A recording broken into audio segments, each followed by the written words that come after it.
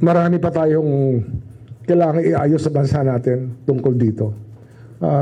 Malungkot sabihin, pero ano yan eh, maliit pa lang ang nailalagay natin sa hustisya at para naparatangan ng mga akusasyon tungkol sa corruption. It's a very small percentage pa lang. Pero hindi naman kami tumitigil eh. We do doing this every day. And when our new team comes in through this month, through August, through September, then you will see a stronger Office of the Ombudsman. I think that we are hiring good people so that in the end, what we want to happen is to have a deterrent effect.